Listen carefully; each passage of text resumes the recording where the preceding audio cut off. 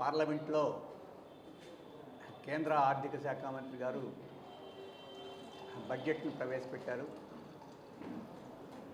ఆ బడ్జెట్లో మన ఆర్థిక వ్యవస్థ అంతా ఆశాజనకంగా ఉందని, శరవేగంగా ముందుకు పోతుందని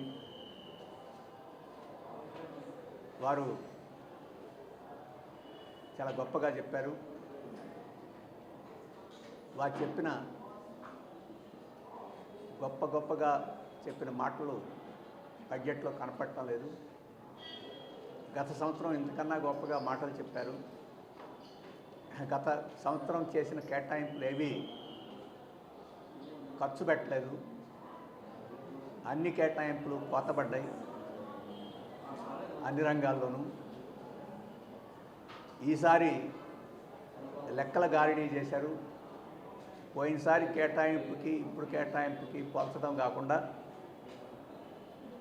పోయినసారి ఖర్చు అంచనాకి ఇప్పుడు కేటాయింపుకి పోల్చి చాలా భారీగా కేటాయింపులు చేసినట్టుగా లెక్కలు చూపారు. ఇది లెక్కల మోసం. ఇది వాస్తవంగా గత కేటాయింపుకి ఈ కేటాయింపుకి చూస్తే భారీగా తగ్గింది కేటాయింపులు. ఒక ఉదాహరణ చెప్దాం. పోలవరం ప్రాజెక్టు కేంద్ర ప్రభుత్వం నిర్వహించాల్సిన ప్రాజెక్టు, దానికి గత బడ్జెట్లో 5,000 కోట్లకు పైగా కేటాయించారు. ఈసారి 3,000 మాత్రమే కేటాయించారు. గతంలో అమరావతికి బడ్జెట్ నిధుల నుంచి కేటాయింపులు ఉండేవి. ఈసారి బయట అప్పుల్ని కేటాయింపుగా చూపించారు. ఏషియన్ డెవలప్మెంట్ బ్యాంకు నుంచి అలాగే ప్రపంచ బ్యాంకు నుంచి తీసుకునే అప్పుల్ని అమరావతికి కేటాయింపులుగా చూపి మోసపూరితంగా వ్యవహరించారు.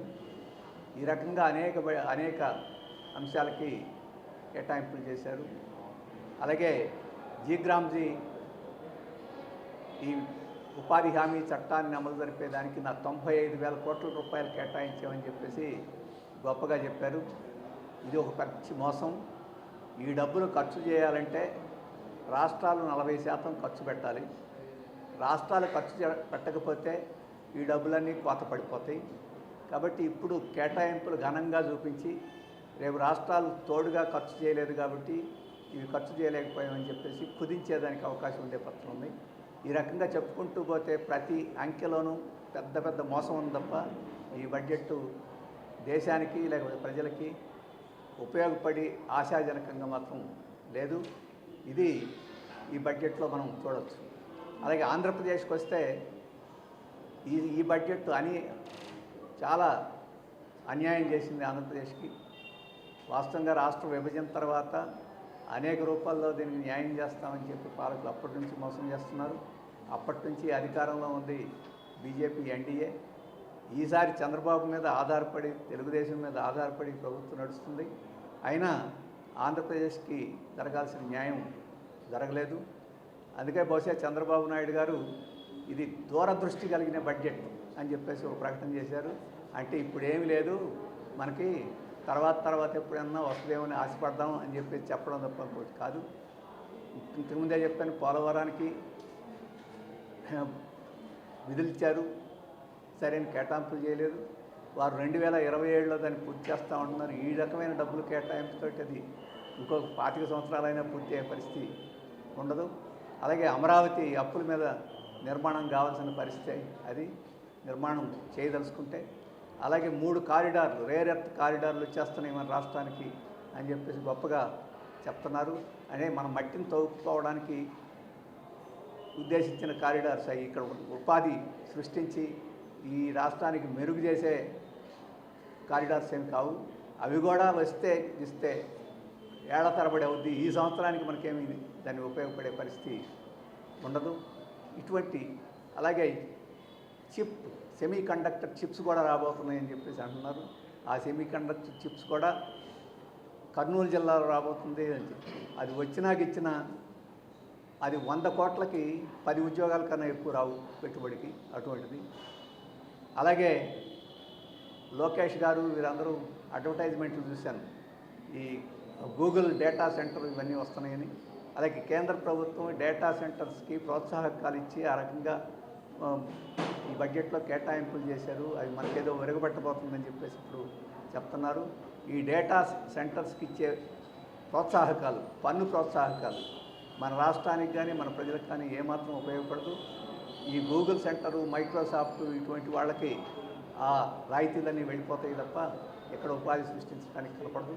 అందుకనే ఇది చాలా మోసపూరితమైన బడ్జెట్, ఊహలు ఆశల మీద ఆధారపడి ప్రజలను మోసగించే బడ్జెట్ అని చెప్పేసి మేము భావిస్తున్నాం. అలాగే ఆంధ్రప్రదేశ్కి అన్యాయం జరిగిందని కూడా భావిస్తున్నాం.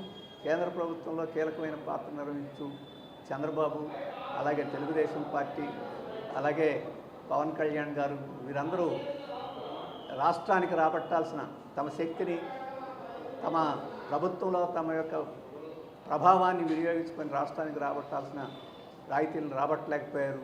ఎందుకు రాబట్టలేకపోయారో వారు సమాధానం చెప్పాల్సి ఉంటుందని చెప్పేసి మేము భావిస్తున్నాం. అలాగే సిపిఎం ఈ కేంద్ర ప్రభుత్వం ఒక 4 చట్టాలని, ప్రమాదకరమైన చట్టాలని ఈ పార్లమెంట్ సమావేశాల్లో చేసింది. ఇంకా ఈ జరుగుతున్న పార్లమెంట్ సమావేశాల్లో కూడా కొన్ని కొత్త చట్టాలను తీసుకురాబోతుంది. వాటిలో ముఖ్యమైన లేబర్ కోడ్సు, రెండవది విద్యుత్ బిల్లు, మూడవది జీరాంజీ ఉపాధి హామీ చట్టానికి సంబంధించిన బిల్లు, నాలుగవది న్యూక్లియర్ లయబిలిటీ బిల్, అంటే అణు కేంద్రాల్లో ప్రమాదాలు జరిగితే దానికి నష్టపరిహారం ఎవరిస్తారు అనే దానికి సంబంధించిన బిల్లు, ఐదవది సీడ్ బిల్, విత్తన చట్టాలు వచ్చినాయి. ఇవన్నీ రైతులకి, కార్మికులకి, వ్యవసాయ కార్మికులకి, మొత్తం ప్రజలకి తీవ్రమైన నష్టం చేసే బిల్లులు. వీటన్నిటినీ ఉపసంహరించుకోవాలని క్యాంపెయిన్ చేయడానికి భారత కమ్యూనిస్ట్ పార్టీ మార్క్సిస్టు మార్చి 9వ తేదీ నుంచి 20వ తేదీ వరకు దేశవ్యాప్తంగా ప్రచార కార్యక్రమం నిర్వహించాలని, మార్చి 24వ తేదీన ఢిల్లీలో పెద్ద ర్యాలీ జరపాలని, చలో ఢిల్లీ నిర్వహించాలని చెప్పేసి మేము నిర్ణయించాము. ఆ రకంగా ఈ ప్రభుత్వం యొక్క ప్రజా వ్యతిరేక విధానాలని ప్రజల ముందు బట్టబయలు చేయడానికి ఈ కార్యక్రమాన్ని చేపట్టాము.